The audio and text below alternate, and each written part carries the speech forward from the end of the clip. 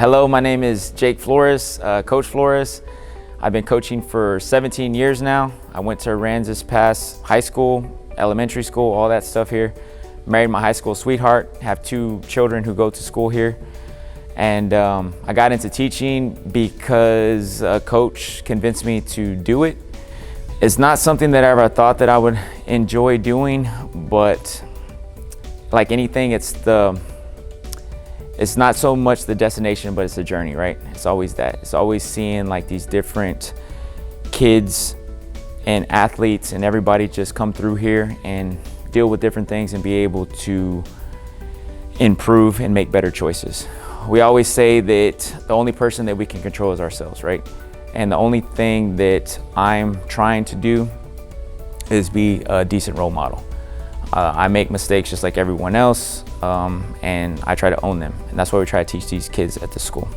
People that don't know about me, I guess, is everyone thinks that I'm just super positive, and I do look at the positivity, but I'm also negative in a lot of ways when it comes down to myself and maybe taking fault for things that are not always my fault.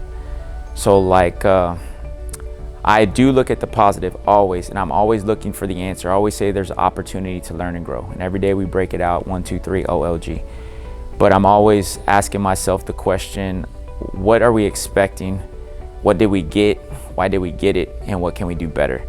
So for me, if people that really know me will say that I may be a little bit, I guess, honest, negative, I don't know what the word is, but sometimes I'm a little bit, I don't know if my expectations are too high. So that's something that I'm trying to work on, and I'm still struggling with it. I'm not a very good golfer, but I enjoy golfing, and I'm always trying to learn new things. So for me is maybe just whatever it is, but as far as talent goes, I just like to stay active, I guess, and just like to play basketball and football and baseball and all these different sports, but no guitar playing, I have a guitar at the house that I don't play. So there's little things like that I can always improve on. But I love it, man. I wouldn't change it. I wish I actually would have got into it earlier, but I do know, like, there's gonna be super high points, man, and there's gonna be super low points. And then there's gonna be super high points and there's gonna be super low points. And the best phrase that, I guess, there's phrases that I live by, and one is do the best you can with what you have where you're at.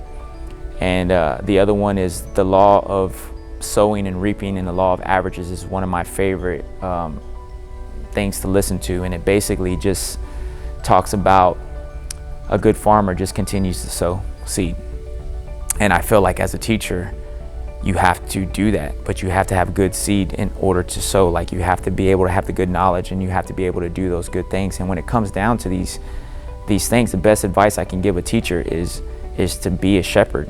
That's kind of what I try to live by, is like, you need to be someone who can discipline your people, but you need to be someone who can reward your people, but you need to love your people, man. That includes your teachers, that includes your staff, that includes your students, that includes yourself. So when it comes down to these things, like, I had a coach tell me the other day that, you know, of all the coaches I've ever coached with in my life, you're the only coach that will run with your kids, and you're the only coach who will do up downs with your kids, and you're the only coach who will do this and do that. And it's the same thing as a shepherd. It says that a good shepherd should smell like the sheep, right? So what it means is basically, like, you need to be in there, man. Like, working out with the kids, learning with the kids, recess with the kids, eating lunch with the kids, like doing things to build those relationships.